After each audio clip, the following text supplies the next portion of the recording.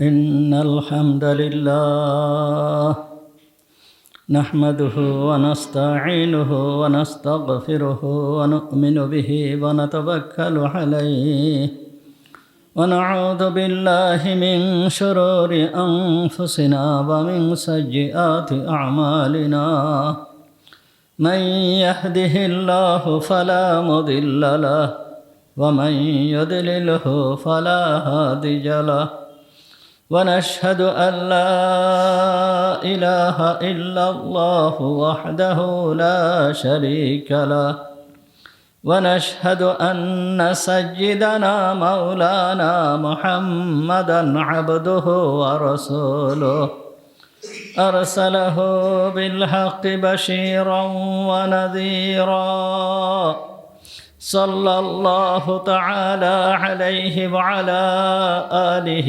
وأصحابه وبارك وسلم تسليما كثيرا كثيرا أما بعد فأعوذ بالله من الشيطان الرجيم بسم الله الرحمن الرحيم قال رب السجن أحب إلي مما يدعونني إليه وإلا تصرف عني كيدهن أصب إليهن وأكن من الجاهلين فاستجاب له ربه فصرف عنه كيدهن إنه هو السميع العليم صدق الله العظيم ونحن على ذلك من الشاهدين والشاكرين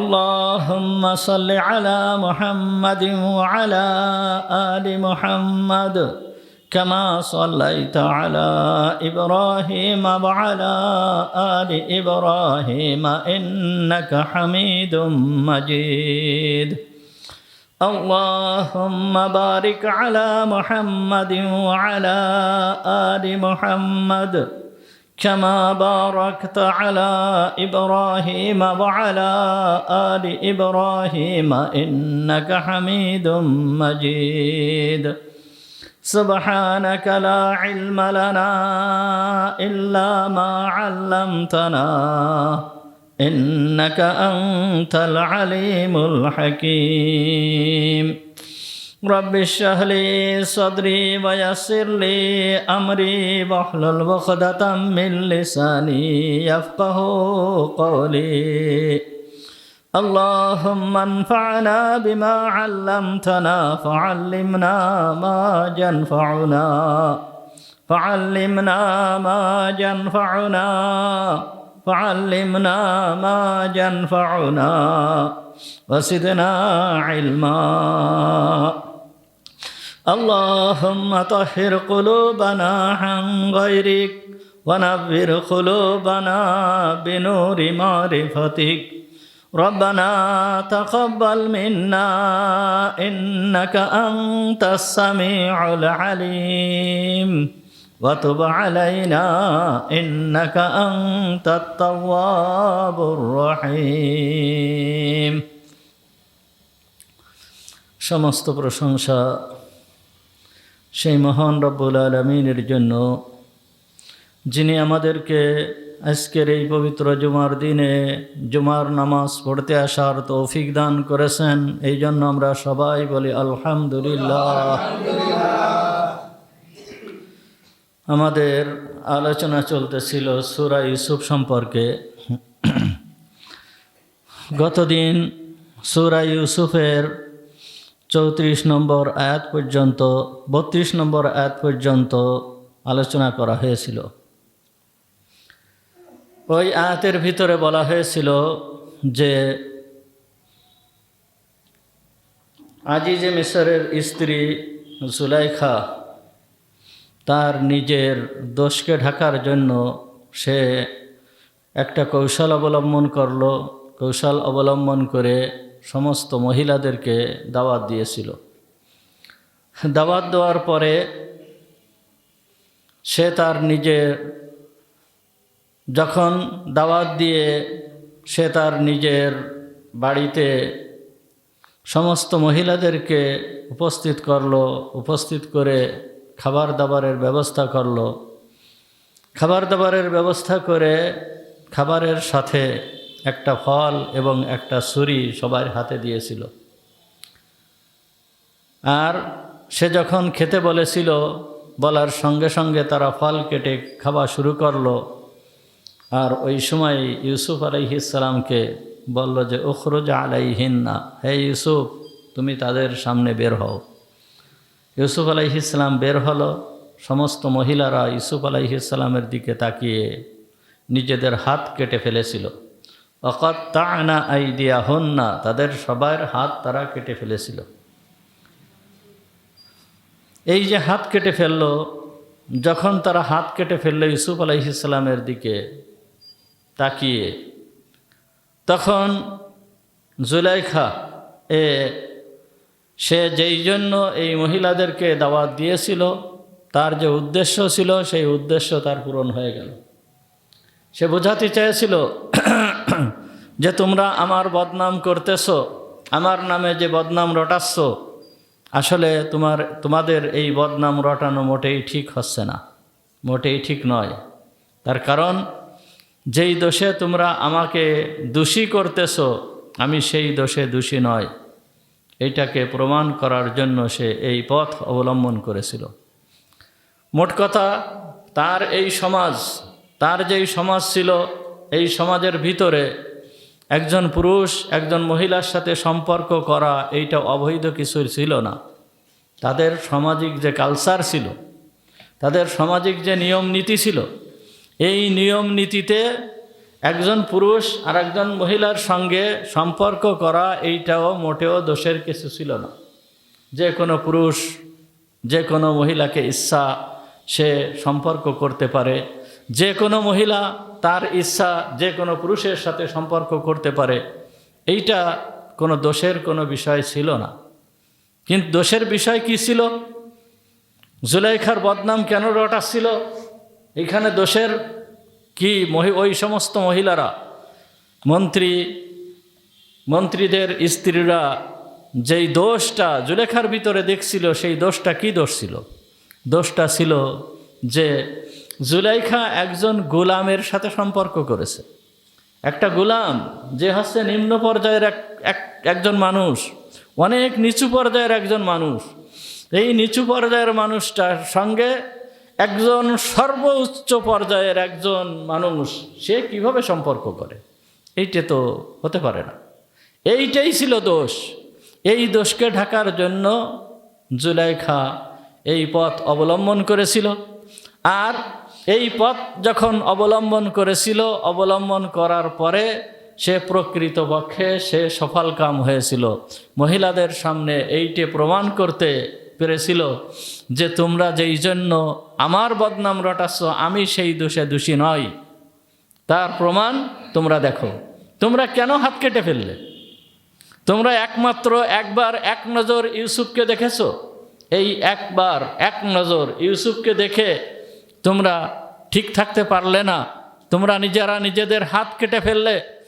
আর আমি যে ইউসুফকে সদা সর্বদা দেখতেছি, সকালে দেখি, বিকালে দেখি, সর্ব অবস্থায় সে আমার কাছে। এই ইউসুফ আমার কাছে থাকা সত্ত্বেও আমার তো একদিনও আমার এই ধরনের অবস্থা হয়নি যেই রকম তোমরা করেছো। সুতরাং সমস্ত মহিলারা যখন তাদের হাত কাটা দেখলো, তখন তারাও স্বীকার করে নিল যে আসলে জুলাইখার কোনো দোষ নয়, জুলাইখার কোনো দোষ নাই। তখন ওই সমস্ত মহিলারাও ইউসুফ আলাইহিস সালামকে বলতে লাগলো যে তুমি যার ঘরে রয়েছো, তোমাকে যে খাবার দিচ্ছে, তোমাকে যে পরিধানের কাপড় চোপড় দিচ্ছে, তোমার সমস্ত কিছু যে বহন করতেছে, তোমাকে এত সুন্দরভাবে থাকার সুযোগ করে দিয়েছে, আর তার কথা তুমি মানতেছো না, এটা তোমার অন্যায় হচ্ছে। তোমার এটা অন্যায় হচ্ছে। তুমি এই সমস্ত কথা, তোমার এই জুলাইখার কথা মানা ঠিক হবে, মানা উচিত হবে না, মানাটা মোটেও উচিত হবে না। যখন এই রকম কথা জুলেখার ওই সমস্ত মহিলাদের থেকে পাওয়া গেল। তখন জুলেখা তখন ওই সময় তখন সে নিজের যেই দোষটা ছিল সেইটা সে স্বীকার করে ফেলল। তখন সে বলে ফেলল, কি বলল, যে ফাদালিকুন্নাল্লাযী লুমতুন্নানি ইলাই, এই হচ্ছে সেই ছেলে যার সম্পর্কে তোমরা আমাকে দোষারোপ করছো। ওয়ালাকাদ রাওয়াতুহু আন নাফসিহি, আর আমি তাকে প্ররোচিত করেছি আমার উদ্দেশ্যকে পূরণ করার জন্য, আমি তাকেই প্ররোচিত করেছি। ফাস্তাসামা, কিন্তু সে আমার ডাকে সাড়া দেয় নাই, সে আমার থেকে দূরে সরে গিয়েছে। যতবার আমি তাকে আহ্বান করছি ততবারই সে আমার থেকে দূরে চলে গিয়েছে।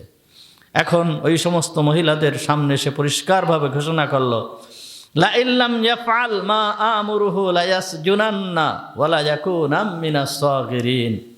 তোমরা সবাই শুনে রাখো, অর্থাৎ ইউসুফ আলাইহিস সালামকে বলার উদ্দেশ্য ছিল, তোমরা সবাই শুনে রাখো, আমি তো এতদিন পর্যন্ত ওর প্রতি কোনো কঠোরতা করি নাই, ওকে শুধু আমি মুখে বলেছি, আমি কোনো কঠোরতা তার প্রতি করি নাই। সে আমার গোলাম হওয়া সত্ত্বেও আমি তার প্রতি কোনো কঠোরতা করি নাই। যদি সে আমার উদ্দেশ্যকে পূরণ না করে লায়ুস জানান্নাহু, অবশ্যই তাকে কয়েদ করা হবে, জেলখানায় আটক করা হবে। ওয়ালা ইয়াকুনা মিনাস সাগিরিন, আর তাকে অবশ্যই লাঞ্ছিত করা হবে। এই বিষয়ে সে যদি আমার কথা না শোনে তাহলে তাকে অবশ্যই লাঞ্ছিত করা হবে। আসলে মহিলাদের চক্রান্ত ওই আগেই বলা হয়েছে, আল্লাহ তাআলা সূরা ইউসুফের কত নম্বর আয়াত আগে গেছে, যে মহিলাদের চক্রান্ত বড়ই মানে ওদের চক্রান্ত এত বড় কঠিন।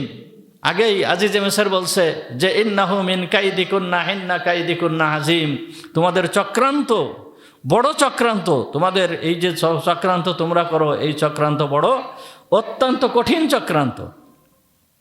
মহিলাদের চক্রান্ত অনেক বেশি। মহিলাদের ভিতরে যেই সমস্ত দোষ আছে, এই সমস্ত দোষ ধরেন বেদিন কাফের মুশরিকদের কথা বলা হচ্ছে না, মুসলমানদের মহিলাদের ভিতরেও অনেক দোষ, এমন দোষ আছে যেই সমস্ত দোষের কারণে পুরুষদের থেকে মহিলারা বেশি জাহান্নামী হবে। যেই সমস্ত দোষ মহিলাদের ভিতরে আছে এর কারণে পুরুষদের থেকে বেশি মহিলারা জাহান্নামী হবে, শুধুমাত্র তাদের ভিতরে যেই দোষ আছে এই দোষগুলোর কারণে। এখন এই দোষগুলো যাতে মহিলাদের ভিতরে না থাকে, এই জন্য আল্লাহ তাআলা এই সমস্ত ঘটনা ঘটায় আপনাকে আমাকে নসিহাত করতেছেন যে আপনাদের মহিলাদের ভিতরে যেন এই ধরনের দোষ ত্রুটি না থাকে, এর থেকে যেন তারা দূরে থাকে।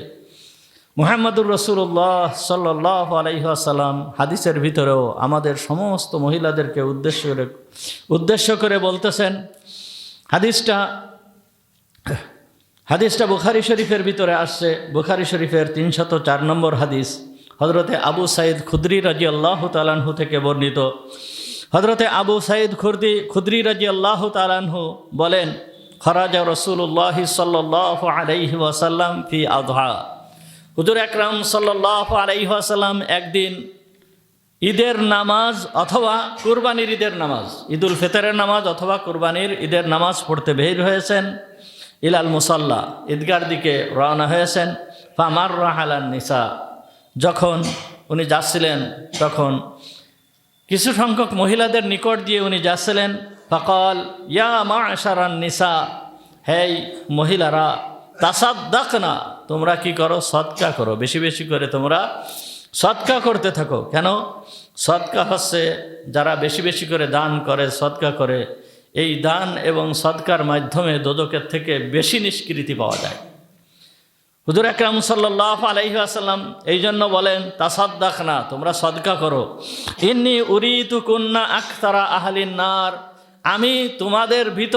আমি তোমাদেরকে বেশি দোজখের ভিতর, তোমরা যে দোজখে যাবে, বেশি সংখ্যক দোজখে যাবে, ইন্নী উরিতুকুন্না, আমাকে তাই দেখানো হয়েছে। তোমরা যে বেশি সংখ্যক দোজখে যাবে এইটা আমাকে দেখানো হয়েছে। তখন মহিলারা মুহাম্মদুর রাসূলুল্লাহ সাল্লাল্লাহু আলাইহি ওয়াসাল্লামকে জিজ্ঞেস করলো, ফাকুলনা বিমা ইয়া রাসূলুল্লাহ, হে আল্লাহর রসুল, কি কারণে, কোন কারণে মহিলারা বেশি দোজখে যাবে? তখন মুহাম্মদুর রাসূলুল্লাহ সাল্লাল্লাহু আলাইহি ওয়াসাল্লাম বলেন, তুকসিরনাল লানা, তোমরা বেশি বেশি করে অভিশাপ দাও, মানুষকে বেশি বেশি করে অভিশাপ দাও, কথায় কথায় তোমাদের মুখ থেকে অভিশাপ বাইর হয়। এই যেই দোষের কথা বলা হচ্ছে, মুহাম্মদুর রাসূলুল্লাহ সাল্লাল্লাহু আলাইহি ওয়াসাল্লাম মহিলাদেরকে খাটো করার জন্য বলতেছেন না, মহিলাদেরকে ছোট করার জন্য বলতেছেন না, বরঞ্চ এই দোষগুলো যাতে না থাকে মহিলাদের ভিতরে, এই জন্য হুজুর সাল্লাল্লাহু আলাইহি ওয়াসাল্লাম বলতেছে তুকসিরনাল লানা, তোমরা বেশি বেশি লানত করো, অভিশাপ দাও। এই অভিশাপ, মহিলাদের এই অভিশাপ তার নিজের সন্তান পর্যন্ত বাদ যায় না। অভিশাপ দেওয়ার ক্ষেত্রে নিজের সন্তান পর্যন্ত বাদ যায় না। যখন একটু কিছু হয়, মহিলা একটু রেগে যায়, সাথে সাথে সন্তানকেই অভিশাপ দেয়, সন্তানের জন্য বদদোয়া করে। এই সন্তানের জন্য বদদোয়া, অভিশাপ অনেক সময় একেবারে যেই বদদোয়া করে সেই বদদোয়াই লেগে যায়, যা মুখ দিয়ে বের করে সেইগুলোই লেগে যায়। এই জন্য মুহাম্মদুর রাসূলুল্লাহ সাল্লাল্লাহু আলাইহি ওয়াসাল্লাম বলেন, তুকসিরনাল লানা, তোমরা বেশি বেশি করে অভিশাপ দাও, তোমরা বেশি বেশি করে অন্যকে অভিশাপ দিতে থাকো। এইটা হচ্ছে 1 নম্বর। 2 নম্বর হচ্ছে তাকফুরনাল আশিরা, তোমরা স্বামীর নাফরমানি করো, স্বামীর শুকরিয়া আদায় করো না। স্বামী তোমাদের জন্য কত কষ্ট করে, কত পরিশ্রম করে, হাড় ভাঙ্গা খাটুনির পরে সে সামান্য কিছু পয়সা বা যাই হোক না কেন তাই নিয়ে যখন বাড়ি ফেরে, বাজার সদাই যা করে, এইগুলো তোমাদের অধিকাংশ সময়ে তোমাদের এইগুলো পছন্দ হয় না, তোমরা এর শুকরিয়া আদায় করো না। এই জন্য তোমরা বেশি বেশি জাহান্নামের ভিতরে যাবে। দেখা যায় অনেক সময় এমন হয় যে মহিলারা সামান্য কিছু, একটু কিছু কম পড়ার সঙ্গে সঙ্গেই ওই স্বামীর নাশুকরি করা শুরু করে দেয়। কারি তৈয়ব সাহেব রহমাতুল্লাহি আলাই, উনি সেই যুগের কথা, ওই সময়ের কথা বলতেছেন। দেওবান মাদ্রাসার মোহতামেম যিনি ছিলেন, উনি হচ্ছে কাসেম নানতুবি রহমাতুল্লাহি আলাইহির পুতা, অর্থাৎ ছেলের ছেলে। এই কারি তৈয়ব সাহেব রহমাতুল্লাহি আলাই উনি বলেন যে সামান্য পরিমাণ ত্রুটি হওয়ার সঙ্গে সঙ্গে মহিলারা সারা জীবনের নাশুকরি শুরু করে দেয়। উনি উদাহরণ দিয়েছেন যে একটা মহিলা তার স্বামীর কাছে বলল, স্বামী হয়তো বাজারে যাচ্ছে, তখন মহিলা বলতেছে যে আমার জন্য একটা শাড়ি নিয়ে এসো, আমার জন্য একটা কাপড় কিনে নিয়ে এসো, শাড়ি কিনে নিয়ে এসো। তখন স্বামী বেচারা দেখা গেল কি তার কাছে এখন শাড়ি কেনার মতন টাকা নাই, শাড়ি কেনার মতন টাকা নাই। বাজার থেকে ফিরে আসছে, যখন বাজার থেকে ফিরে আসার পরে স্ত্রী জিজ্ঞেস করতেছে, কই আমার সেই শাড়ি তো তুমি আনোনি? তখন বলতেছে, দেখো আমার কাছে তো টাকা নাই, সামনে মাসে বেতন পেলে তোমাকে আমি শাড়ি কিনে দেব। তখন এইবারাই সে মোটামুটি শুরু করে দেয় যে তুমি আমাকে একটা শাড়ি পর্যন্ত দিতে পারলে না, তোমার ঘরে এসে আজ পর্যন্ত আমি কোনো কিছুই পালাম না। এখন সারা জীবন সে সব কিছু পেয়েছে, কিন্তু পাচ্ছে না একটা মাত্র শাড়ি। সে যখন চেয়েছে তখন একটা মাত্র শাড়ি এনে দিতে পারে নাই স্বামী। এই জন্য এই স্বামীর নাশুকরি শুরু করে দিল যে সারা জীবন আমি তোমার কাছে কোনো কিছুই পেলাম না, তোমার সংসারে এসে আমি কোনোদিন শান্তির মুখ চোখে দেখলাম না, এই রকম ধরনের কথাবার্তা বলা শুরু করে দেয়। এইটা হচ্ছে মহিলাদের ভিতরের একটা দোষ। মুহাম্মদুর রাসূলুল্লাহ সাল্লাল্লাহু আলাইহি ওয়াসাল্লাম আমাদের মহিলাদেরকে বোঝাচ্ছেন, এই মহিলাদেরকে বোঝাচ্ছেন। হুজুর তো ঈদগায় যাচ্ছেন, ঈদগায় যাওয়ার সময় মহিলাদেরকে উদ্দেশ্য করেই এই কথা বলতেছেন। এই কথা বলার দ্বারা মুহাম্মদুর রাসূলুল্লাহ সাল্লাল্লাহু আলাইহি ওয়াসাল্লামের উদ্দেশ্য যে খবরদার তোমরা এরকম করবে না, তোমরা এরকম করবে না। হযরতে দেখেন সাহাবীদের অবস্থা কী ছিল, যদিও এটাই বলার উদ্দেশ্য এখানে নয়, তারপরে মনে পড়ে গেল হঠাৎ। হযরতে ইবনে মাসউদ রাদিয়াল্লাহু তাআলা আনহু, যিনি ফিকহ বিষয়ে সর্বশ্রেষ্ঠ সাহাবী ছিলেন। মাসলা মাসাইলের দিক দিয়ে হযরত ইবনে মাসউদ রাদিয়াল্লাহু তাআলা আনহু সবথেকে বড় সাহাবী ছিলেন। যেরকম হাদিস বর্ণনার ক্ষেত্রে হযরতে আবু হুরায়রা রাদিয়াল্লাহু তাআলা আনহু বড় সাহাবী, হযরত ইবনে মাসউদ রাদিয়াল্লাহু তাআলা আনহু এরকম বড় সাহাবী ছিলেন, অনেক উচ্চ পর্যায়ের সাহাবী ছিলেন। এই সাহাবী যেই মহিলাকে বিবাহ করেছিল, এই মহিলা ছিল অনেক ধনী ছিল, তার অনেক টাকা পয়সা ছিল, কিন্তু ইবনে মাসউদ রাদিয়াল্লাহু তাআলা আনহু গরিব সাহাবী ছিলেন, ওনার টাকা পয়সা বেশি ছিল না। হুজুর আকরাম সাল্লাল্লাহু আলাইহি ওয়াসাল্লাম মহিলাদেরকে দান করার প্রতি উৎসাহিত করলেন, দান করার কথা বললেন। তখন ইবনে মাসউদ রাদিয়াল্লাহু তাআলা আনহুর স্ত্রী ইবনে মাসউদ রাদিয়াল্লাহু তাআলা আনহুর কাছে এসে বলতেছে যে হুজুর তো আমাদেরকে দান করার কথা বলেছে, তা আমি তো চাচ্ছি দান করার জন্য, আমি দান করব। তা তুমি তো গরিব, তুমি খুব গরিব, তোমার অর্থ সম্পদ নেই, টাকা পয়সা নেই, তা আমি চাচ্ছি আমার এই দানটা আমি তোমাকে করব, তোমাকে এই দানটা করব। তা আমি কি তোমাকে দান করতে পারবো? তুমি হুজুর সাল্লাল্লাহু আলাইহি ওয়াসাল্লামের কাছে এই কথা শুনে এসো। তখন ইবনে মাসউদ রাদিয়াল্লাহু তাআলা আনহু বললেন যে তোমার এই কথা আমি হুজুরের কাছে শুনতে পারবো না, তুমি নিজেই যে তোমার এই কথা শুনে আসবে। তখন ওনার স্ত্রী চলে আসলেন, মুহাম্মদুর রাসূলুল্লাহ সাল্লাল্লাহু আলাইহি ওয়াসাল্লামের কাছে আসলেন। মুহাম্মদুর রাসূলুল্লাহ সাল্লাল্লাহু আলাইহি ওয়াসাল্লামের কাছে আসলেন। আসার পরে হুজুরকে জিজ্ঞেস করতেছেন, হুজুর আমার স্বামী খুব গরিব, আপনি দান করার কথা বলছেন, আমি কি তো আমার স্বামীকে দান করতে পারবো? আমার টাকা পয়সা আমি কি আমার স্বামীকে দিতে পারবো? তখন বলতেছে, কেন নয়, অবশ্যই তুমি দিতে পারবে। তুমি যদি তোমার স্বামীকে দান করো তাহলে তুমি দুইটা সব পাবে। একটা হচ্ছে দান করার সব, একটা হচ্ছে দান করলে তুমি যে সব পেতে সেই সবটা তুমি পুরাপুরিভাবেই পাবে। আর একটা হচ্ছে তুমি তোমার নিজের স্বামীর প্রতি সহানুভূতি করার যেই সব, এই সবটাও তুমি পাবে। তাহলে তুমি দান করলে স্বামীকে দান করলে দুইটা সব পাবে। বলে এইখানে দেখেন ইবনে মাসউদ রাদিয়াল্লাহু তাআলা আনহুর স্ত্রী, তার মন মানসিকতা কেমন। সুতরাং সমস্ত মহিলাদের মন মানসিকতা যে এই রকম সেরকম নয়। অধিকাংশ মহিলাদের ক্ষেত্রে পুরুষের থেকে অধিকাংশ মহিলা যারা আছে তাদের মন মানসিকতা এই রকম যে তারা কি করে, তাকফুরনাল আশির, স্বামীর নাফরমানি করে বেশি, স্বামীর শুকরিয়া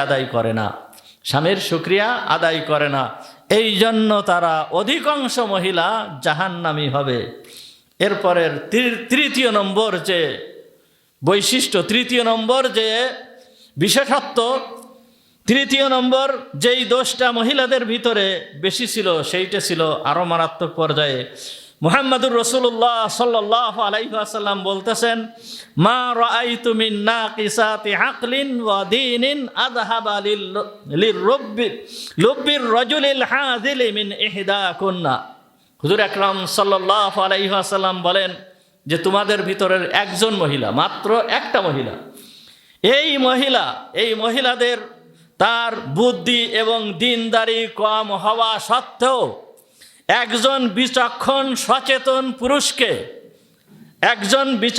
সচেতন পুরুষকে বেয়াকুব বানানোর ক্ষেত্রে অধিক পারদর্শী আমি আর কাউকে দেখি নাই। কে বলতেছেন?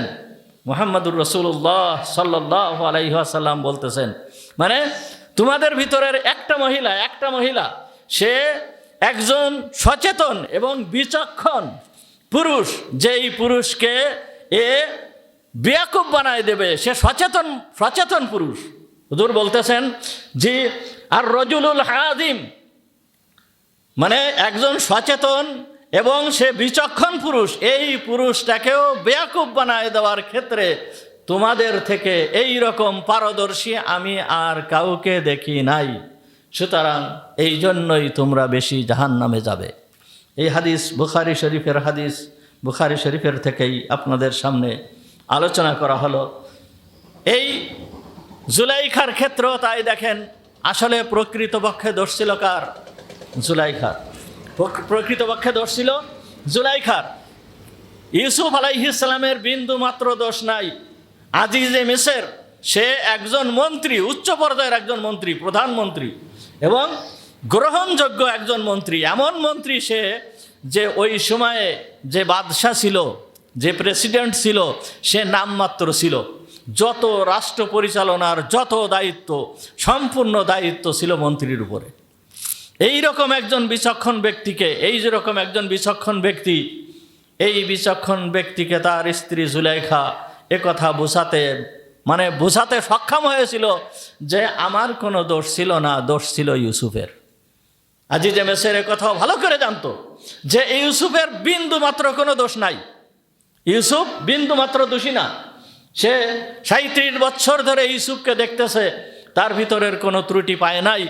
এবং অন্যান্য যেই সমস্ত নিদর্শনাবলী আজিজে মিসর দেখেছে, এই সমস্ত নিদর্শনাবলী এইগুলো বিশ্লেষণ করেও তিনি বুঝছেন যে ইউসুফের বিন্দু মাত্র দোষ নাই। তারপরেও এই মহিলা, ওনার স্ত্রী, এইটে বোঝাতে সক্ষম হয়েছিল যে দোষ হচ্ছে ইউসুফের, দোষ হচ্ছে ইউসুফের। যাই হোক, উনি সেইভাবে এরপরে এই ঘটনা যখন ঘটলো, ঘটনা যখন আসলো, আসার পরে মহিলারা যখন হাত কেটে ফেললো, হাত কেটে ফেলার পরে সবাই হযরতে ইউসুফ আলাইহিস সালামকে বলতে লাগলো, নসিহত করতে লাগলো, তোমার সর্দার অর্থাৎ তোমার মালিক যেই কথা বলতেছে তুমি এইটা পালন করবা, তুমি এইটা পালন করো। জুলেখাকে বলল যে আসলে আপনার কোনো দোষ নাই, আপনার কোনো দোষ নাই। এই রকম একটা যুবক আপনার সামনে থাকা সত্ত্বেও আপনি যে নিজের প্রতি নিজেকে কন্ট্রোল করেছেন, নিজের প্রতি আপনি নিজেকে যে কত ধৈর্য ধারণ করেছেন, এর কোনো তুলনা চলবে না, আপনার কোনো দোষ নাই। এ কথা ওই সমস্ত মহিলারা বলেছিল। এবং তারপরে বলল কি, যে আপনি আমাদের জন্য এমন একটা ব্যবস্থা করেন যে আমরা যেন নির্জনে ইউসুফের সঙ্গে একটু সাক্ষাৎ করতে পারি, নির্জনে ইউসুফের সাথে যেন একটু সাক্ষাৎ করতে পারি এবং ইউসুফকে আমরা বুঝাতে পারি যে জুলাইখা যেই কথা বলতেছে তুমি এটা পালন করো। মহিলারা এই কথা জুলাইখাকে বলল। জুলাইখাকে বলার পরে জুলাইখা ইউসুফের সঙ্গে নির্জনে সাক্ষাৎ করার জন্য একটা ব্যবস্থা করে দিল। ইউসুফ আলাইহিস সালামকে এক ঘরের ভিতরে রাখলো। ইউসুফ আলাইহিস সালামকে এক ঘরের ভিতরে রেখে ওই ঘরের ভিতরে মহিলাদের যাওয়ার অনুমতি দিয়ে দিল যে যা, তোমরা যে তাকে বোঝানোর চেষ্টা করো। এখন ওই সমস্ত মহিলারা যেতে লাগলো। যেতে হযরতে ইউসুফ আলাইহিস সালামকে বোঝানো শুরু করলো। কি বোঝাচ্ছে? জুলেখার প্রতি, জুলেখা যে বলেছে, জুলেখার কথা তুমি মানো, এইটা নামমাত্র সামান্য একটু বলছে যে তুমি জুলেখার কথা মানো। কিন্তু এরপরে যে তারা বলতেছে, দেখো, তারা বলতেছে যে তোমার যেই মালিক জুলেখা, এর থেকে বেশি ভালো কিন্তু আমি। তুমি আমার কথা মানো, তুমি আমার সাথে সম্পর্ক গড়ে তোলো, আমি তোমাকে চাই, তোমার যা কিছু লাগবে সমস্ত কিছু আমি ব্যবস্থা করব। প্রত্যেকটা মহিলার এই কথা ছিল, যারা যাচ্ছিল তারা এইভাবে ইউসুফ আলাইহিস সালামকে এই কথা বলতেছিল। ইউসুফ আলাইহিস সালাম যখন এই পরিস্থিতির সম্মুখীন হলেন, তিনি এইবার এতদিন পর্যন্ত উনি যত কষ্ট অনুভব করেছেন, তার থেকে মারাত্মক ধরনের কষ্ট এখন উনি এই সময় অনুভব করতেছেন।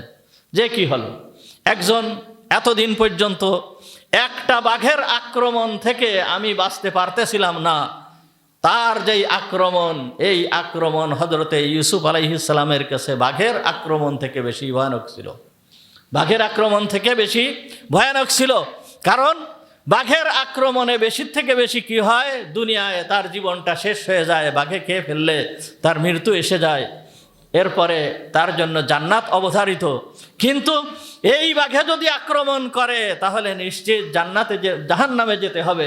সুতরাং ইউসুফ আলাইহিস সালাম এর থেকে কিভাবে বাঁচবেন? এতদিন তো এক বাঘের আক্রমণ, এর থেকে উনি কিভাবে বাঁচবেন? এই জন্য হযরতে ইউসুফ আলাইহিস সালাম আল্লাহর দরবারে তখন দোয়া করে ফেললেন। আর ইউসুফ আলাইহিস সালাম কি দোয়া করলেন? রব্বিস সিজনু আহাব্বু ইলাইয়া মিম্মা ইয়াদউনানি ইলাইহি ওয়া ইল্লা তাসরিফ আন্নি কাইদাহুন্না আসবু ইলাইহিন্না ওয়া আকুম মিনাল জাহিলিন। হে আমার রব, তুমি আমার কাছে এদের এই আক্রমণ থেকে, এদের এই আক্রমণের ভিতরে অবস্থান করা থেকে আমার কাছে জেলখানা ভালো। রব্বিস সিজনু আহাব্বু ইলাইয়া, হে আমার রব, এদের এই আক্রমণ থেকে আমার কাছে জেলখানা ভালো। ওয়া ইল্লা তাসরিফ আন্নি ইলাইহিন্না, যদি তুমি আমার থেকে এদের এই আক্রমণকে প্রতিহত না করো, এদের এই ষড়যন্ত্রকে তুমি যদি আমার থেকে প্রতিহত না করো, তাহলে আসবু ইলাইহিন্না, হয়তো কোনো সময় যেহেতু আমি মানুষ, আমি ওদের দিকে ঝুঁকে যেতে পারি, ওয়া আকুম মিনাল জাহিলিন, তখন আমি জাহেলদের অন্তর্ভুক্ত হয়ে যাব। আল্লাহর দরবারে হযরত ইউসুফ আলাইহিস সালাম দোয়া করলেন।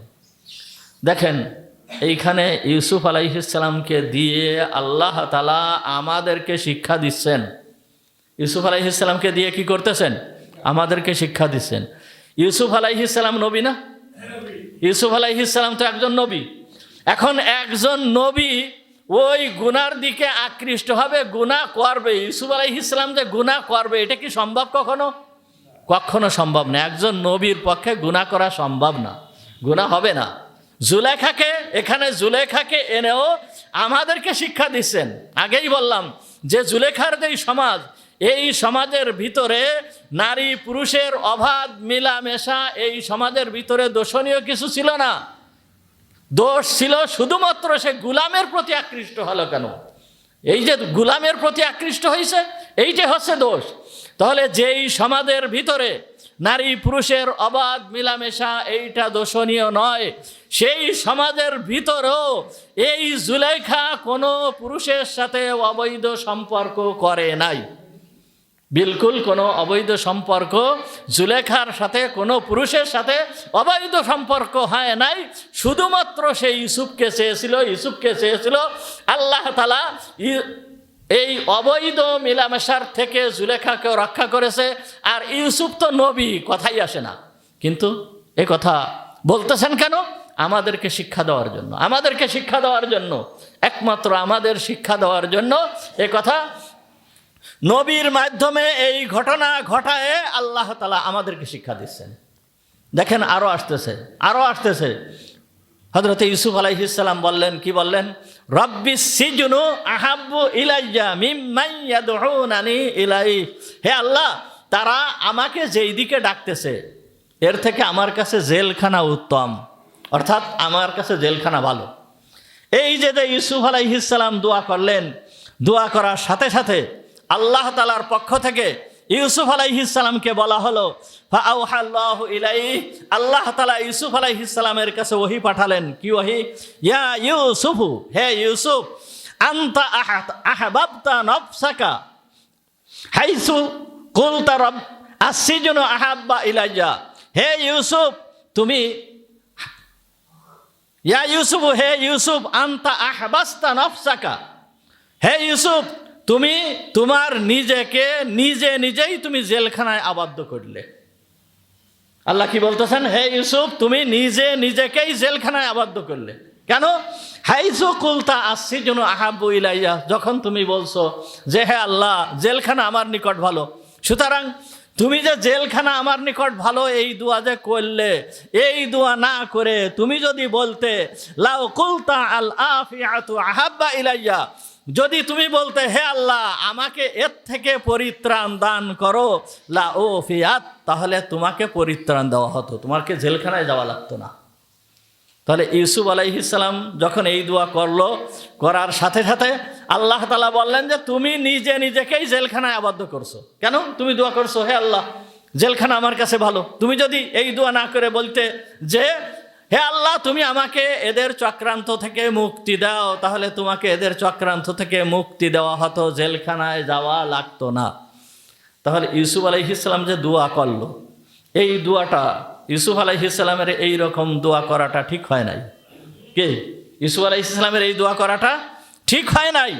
কিন্তু তিনি যে নবী, নবীর দ্বারা এরকম ধরনের ভুল হলো কেন? এইটা নবীর দ্বারা আমাদেরকে শিক্ষা দিচ্ছেন। নবীকে করায়ে, নবীকে এইভাবে করায়ে আমাদেরকে শিক্ষা দিচ্ছেন। নবীর দ্বারা এরকম ভুল সাধারণত হবে না, হওয়ার কথা না। আদম আলাইহিস সালাম গাছের ফল খেলো কেন জান্নাতে? আদম আলাইহিস সালাম জান্নাতে ফল খায় নাই, আল্লাহ তাআলার পক্ষ থেকে খাওয়ায়ে আদমের সন্তানদেরকে শিক্ষা দিচ্ছেন, তোমরা যদি এই রকম গুনাহ কোনো সময় করে ফেলো তাহলে তওবার পদ্ধতি কি, কিভাবে তোমরা তওবা করবে। আদম যেইভাবে তওবা করেছে এইভাবে তওবা করবে। তাহলে ইউসুফ আলাইহিস সালাম যে এইভাবে দোয়া করলো, তাহলে আমাদেরকে শিক্ষা দেওয়া হচ্ছে যে এইভাবে নির্দিষ্ট করে কোনো দোয়া করা ঠিক হবে না। ফ্যানটা ছেড়ে দাও। এইভাবে নির্দিষ্ট করে কোনো দোয়া করা ঠিক হবে না। মুহাম্মদুর রাসূলুল্লাহ সাল্লাল্লাহু আলাইহি ওয়াসাল্লাম আমাদেরকে শিক্ষা দিয়েছেন দোয়ার পদ্ধতি কি হবে, দোয়াটা কিভাবে করতে হবে। এ কথাও হুজুর আকরাম সাল্লাল্লাহু আলাইহি ওয়াসাল্লাম আমাদেরকে শিক্ষা দিয়েছেন। কি শিক্ষা দিয়েছেন দেখেন, মুহাম্মদুর রাসূলুল্লাহ সাল্লাল্লাহু আলাইহি ওয়াসাল্লাম বলতেছেন, সামিয়ান নবিয়্যু সাল্লাল্লাহু আলাইহি ওয়াসাল্লাম রাজুলান, হুজুর আকরাম সাল্লাল্লাহু আলাইহি ওয়াসাল্লাম এক ব্যক্তিকে শুনলেন, ইয়াদহু, তিনি বলতেছেন, ওই সাহাবী বলতেছেন, কি বলতেছেন, আল্লাহুম্মা ইন্নী আসআলুকা তামামান নি'মা, হে আল্লাহ আমি তোমার কাছে পরিপূর্ণ নিয়ামত চাচ্ছি।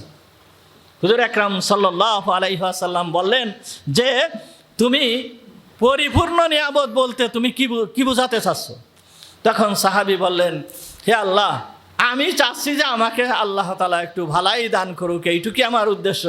তখন হুজুর আকরাম সাল্লাল্লাহু আলাইহি ওয়াসাল্লাম বললেন যে পরিপূর্ণ নিয়ামত বলতে পরিপূর্ণ নিয়ামত ওইটাকেই বোঝায় একমাত্র জান্নাতে যে যেতে পারবে, জান্নাতে যাওয়াটাই এইটাই হচ্ছে পরিপূর্ণ নিয়ামত। তার কারণ জান্নাতে যাওয়া ছাড়া পরিপূর্ণ নিয়ামত কখনোই অর্জন হয় না। সুতরাং এইভাবে তুমি যে এইভাবে দোয়া করতেছো, তোমার এইভাবে দোয়া করা ঠিক হচ্ছে না। হুজুর আকরাম সাল্লাল্লাহু আলাইহি ওয়াসাল্লাম আরেক ব্যক্তিকে দোয়া করতে দেখলেন। আরেক ব্যক্তিকে দোয়া করতে দেখে উনি বলতেছেন, সেই ব্যক্তি দোয়া করতেছে আল্লাহর কাছে কিভাবে, ইয়া দাল জালালি ওয়াল ইকরাম, ইয়া দাল জালালি ওয়াল ইকরাম, এই শব্দ দিয়ে, ইয়া দাল জালাল, হে বড়, হে উচ্চ সম্মানওয়ালা, ওয়াল ইকরাম, এবং মহা সম্মানীয় এবং প্রচুর দান করনেওয়ালা। এইভাবে ওই ব্যক্তি দোয়া করতেছে। তখন মুহাম্মদুর রাসূলুল্লাহ সাল্লাল্লাহু আলাইহি ওয়াসাল্লাম ওই ব্যক্তিকে লক্ষ্য করে বললেন, কদ উজিবা লাক, তুমি যেই দোয়া করতেছো আল্লাহ তাআলা তোমার দোয়াকে কবুল করবেন। অর্থাৎ এইভাবে যে তুমি দোয়া করতেছো তোমার এই দোয়া করা ঠিক আছে।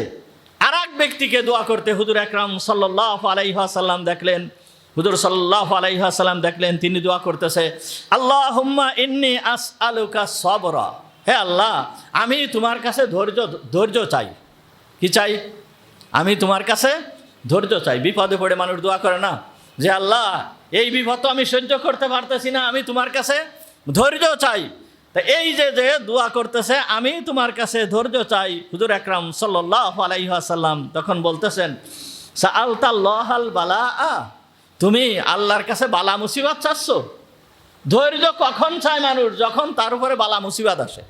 আর তুমি বালা মুসিবত নিজের উপরে টেনে নিয়ে আসতেছো, এইরকম দোয়া করা ঠিক হবে না। বরঞ্চ ফাসআলহুল আফিয়া, তুমি আল্লাহর কাছে মুক্তি চাও।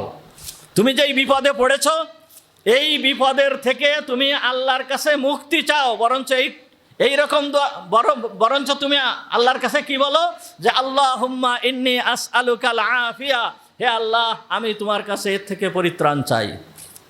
তাহলে দোয়া কিভাবে করতে হয় এটাও নবীরা আমাদেরকে শিক্ষা দিয়েছেন। দোয়া করার পদ্ধতিও নবীরা আমাদেরকে শিক্ষা দিয়েছেন। আপনাদেরকে আগে ঘটনা শোনায়েছি, উম্মে সালামা রাদিয়াল্লাহু তাআলা আনহার স্বামী যখন আবু সালামা মারা গেল তখন উম্মে সালামা কি দোয়া করেছিলেন, আল্লাহুম্মা আজুরনি ফি মুসিবাতি ওয়াখলুফনি খায়রাম মিনহা, অর্থাৎ হুজুর সাল্লাল্লাহু আলাইহি ওয়াসাল্লামের কাছ থেকে উম্মে সালামা শুনেছে, যেই ব্যক্তি কোনো বিপদে পড়ে, বিপদে পড়ার সঙ্গে সঙ্গে ওই ব্যক্তি যদি এই দোয়া করে, আল্লাহুম্মা আজুরনি ফি মুসিবাতি, হে আল্লাহ এই মুসিবতের ভিতরে তুমি আমাকে প্রতিদান দান করো, ওয়াখলুফ লি খায়রাম মিনহা, এবং আমি যেই মুসিবতের ভিতরে আছি এর থেকে উত্তম জিনিস তুমি আমাকে দান করো। তাহলে উম্মে সালামা রাদিয়াল্লাহু তাআলা আনহা এই দোয়া করেছিল, এই দোয়া করতেছিল, আর মনে মনে ভাবতেছিল যে আমার স্বামী আবু সালামা এ কতই না ভালো মানুষ ছিল, কতই না ভালো পুরুষ ছিল, এর থেকে ভালো মানুষ আর কি হবে, এর থেকে ভালো মানুষ আমার স্বামী হিসাবে আমার কাছে আসা কি সম্ভব? আবু বকর আমার স্বামীর থেকে ভালো, কিন্তু তার সঙ্গে কি বিবাহ হওয়া আমার সম্ভব? ওমর আমার স্বামীর থেকে ভালো, কিন্তু তার সাথে আমার বিবাহ হওয়া কি সম্ভব?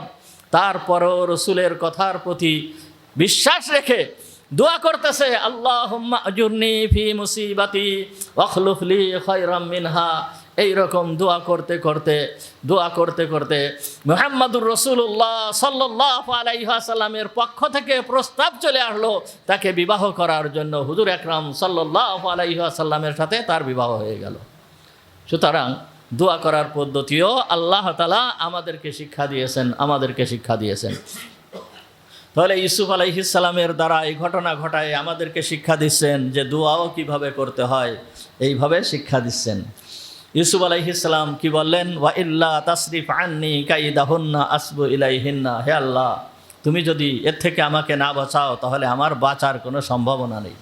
এই জন্য যখন বিপদে পড়ে, বিপদ সামনে আসে বা কোনো গুনার কাজ সামনে আসে, তখনই আল্লাহর কাছে দোয়া করতে হয়, হে আল্লাহ তুমি আমাকে এর থেকে বাঁচার তৌফিক দান করো।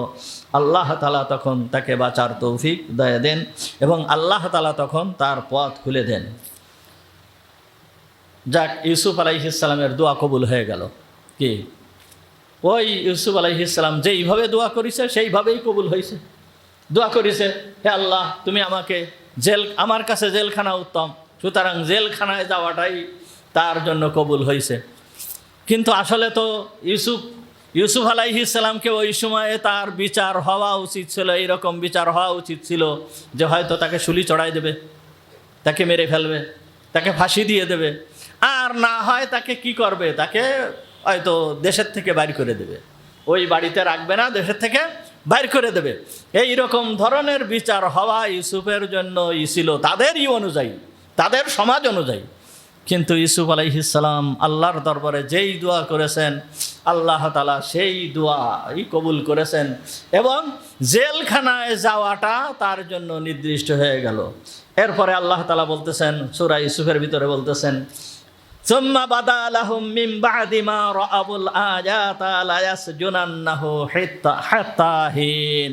সুম্মা বাদা লাহুম, অতঃপর ওই সমস্ত ব্যক্তিদের কাছে, অর্থাৎ আজিজে মিসর, মন্ত্রী এবং আরও যেই সমস্ত বিশেষ বিশেষ ব্যক্তিরা আছে তাদের কাছে এইটে পরিষ্কার হলো, মানে এইটে তারা সমচীন মনে করলো যে লা ইয়াসজুনান্নাহু হাত্তা হিন, তাকে কিছুদিন জেলখানায় রাখা হোক।